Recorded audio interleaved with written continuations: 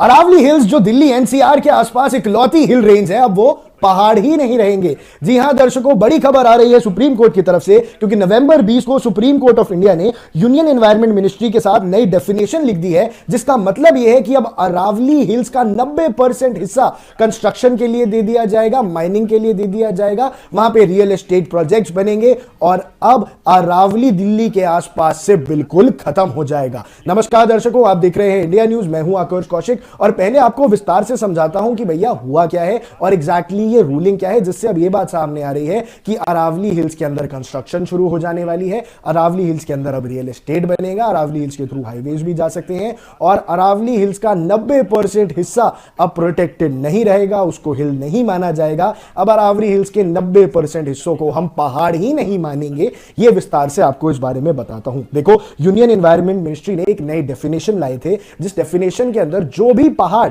100 metre से छोटा है उसको पहाड़ नहीं माना जा सकता। 100 मीटर से छोटा पहाड़ पहाड़ ही नहीं है। यह नया लॉ, यह नया डिसीजन बनाया गया था और 20 नवंबर को सुप्रीम कोर्ट ने इसे ओके कर दिया है। लेकिन इसका रिजल्ट यह हुआ है कि यह तो नॉर्मल बात हो गई कि भैया 100 मीटर से नीचे के पहाड़ को हम पहाड़ नहीं मानेंगे, वहां पे माइनिंग कंस्ट्रक्शन कर सकते हैं। लेकिन यह बात फ्लैग नहीं हुई, यह बात सामने नहीं आई कि इसका मतलब है कि जो दिल्ली एनसीआर के अंदर अरावलीज हैं उसका 90% हिस्सा अब पहाड़ माना ही नहीं जाएगा। वहां से फॉरेस्ट भी हट जाएगा और उसे अब पहाड़ की तरह ना ट्रीट करके एक नॉर्मल कंस्ट्रक्शन साइट की तरह ट्रीट किया जा सकता है, जहां माइनिंग भी होगी और कंस्ट्रक्शन भी। अब इस नई डेफिनेशन का मतलब यह है कि only the land forms that rise 100 metres और more above the local terrain, यानी लोकल टेरेन से 100 मीटर से जो ऊंचा होगा वो ही पहाड़ कहलाया जाएगा और वो ही ऑफिशियली अरावली हिल्स माना जाएगा। उसके अलावा अरावली हिल्स नहीं माना जाएगा। दर्शकों, आपको यह भी बात समझा देता हूं कि दुनिया का सबसे पुराने पहाड़ हैं ये अरावली हिल्स,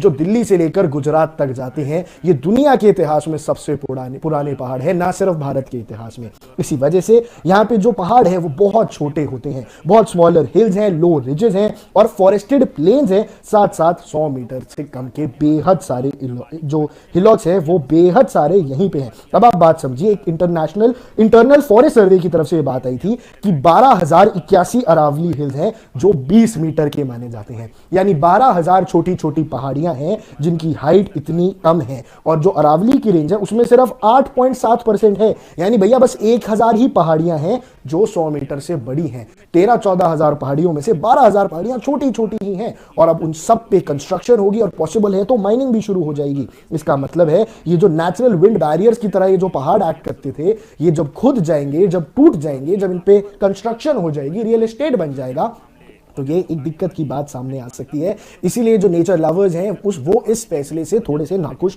नजर आए हैं। लेकिन जो बड़ी बात है कि इस फैसले से कई सीरियस इन्वायरमेंटल कॉन्सिक्वेंसेस हो सकते हैं। जो पहले से ही दिल्ली जो सांस लेने के लिए तड़प रहा है, जहां दिल्ली का एक्यूआई इतना खराब है, वहीं दिल्ली के पास का इकलौते बड़े फॉरेस्ट एरिया, इकलौते बड़े हिल एरिया को अगर माइनिंग में यूज किया जाएगा, कंस्ट्रक्शन में यूज किया जाएगा, तो भैया कैसे चलेगा। अब इसका डेंजरस जो है वो मैं आपको समझाता हूं कि सबसे पहले तो जो लीगल प्रोटेक्शन है उसके ऊपर लॉस आ जाएगा। जो ह्यूज एरियाज हैं अरावलीज के अंदर जिनको फॉरेस्ट एंड माइनिंग लॉ से प्रोटेक्शन मिलती थी, वो अब नहीं मिलेगी। वहां माइनिंग लॉज लागू नहीं होंगे, अब वहां माइनिंग कर पाओगे आप, और साथ साथ फॉरेस्ट लॉज भी अब वहां नहीं होंगे। इसके अलावा 90% एरिया वल्नरेबल हो गया है माइनिंग और कंस्ट्रक्शन में। कोई बड़ी बात नहीं है, गुड़गांव के पीछे अरावली हिल्स आता है, वहां भी आप रियल एस्टेट की बड़ी बड़ी बिल्डिंगें बनते हुए जल्द देखिए और माइनिंग भी शुरू हो जाए। और सबसे बड़ी बात यह है कि जो एनवायरमेंटल ग्रुप से एस्टिमेट कर रहे हैं कि ये जो नई 100 मीटर की रिक्वायरमेंट है, इससे 90 से 95% जंगल खत्म हो जाएगा, सब माइन हो जाएगा, फ्लैटेंड हो जाएगा, कंस्ट्रक्टेड हो जाएगा और रीपर्पस्ड हो जाएगा,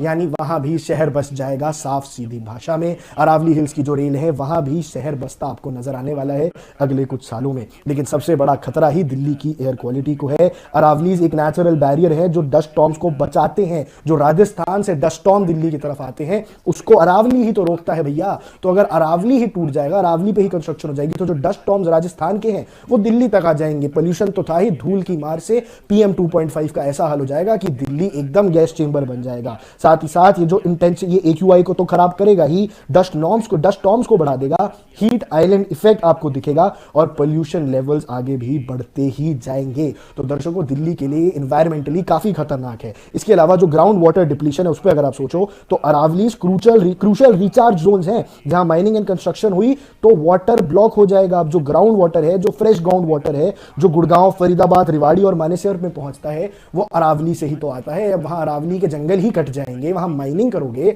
तो भैया पानी कैसे मिलेगा? और माइनिंग के आसपास के ग्राउंड वाटर तो वैसे भी खतरनाक होता है। अभी हाल ही में बिहार के ग्राउंड वाटर में यूरेनियम का ऐसा कंटेंट मिला है कि बच्चों की जान पर बनाई थी। इसी वजह से दर्शकों, ये एक काफी खराब बात है, स्पेशली फरीदाबाद, मानेसर, रेवाड़ी जैसे इलाकों में, जो दिल्ली गुड़गांव जैसे इलाकों में, जहां ग्राउंड वाटर, जहां जो अरावली के नीचे का ग्राउंड वाटर जहां जिन जगहों पे यूज होता है। इसके अलावा इरोशन का रिस्क होता ही है और फ्लड के चांसेस भी बढ़ते हैं। एक पूरे पहाड़ है जिनकी हम यहां बात कर रहे हैं, यहां फ्लैश फ्लड, सॉइल इरोजन और लैंडस्लाइड्स का खतरा रहता था और उसी को बचाता था ये अरावली हिल। हालांकि छोटे छोटे पहाड़ थे, पर जो फ्लैश फ्लड्स हैं उनको रोक देते थे, छोटी छोटी बाढ़ जिसको कहते हैं। जो सॉइल इरोजन है, मिट्टी को पकड़ के रखते थे, मिट्टी को ढीला नहीं होने देते, वो पहाड़ के ऊपर के पेड़ पौधों का है। यही तो काम है दर्शकों, एक पूरा बड़ा एरिया खराब किया जाएगा। इसी वजह से जो एक्सपर्ट्स कह रहे हैं कि ये इस दशक का सबसे खराब इन्वायरमेंटल डिसीजन है और इकोलॉजिकल कोलैप्स कर सकता है ये NCR के अंदर। दर्शकों, अगर ये हिसाब से चलता रहा तो देश, दिल्ली हिल सकती है।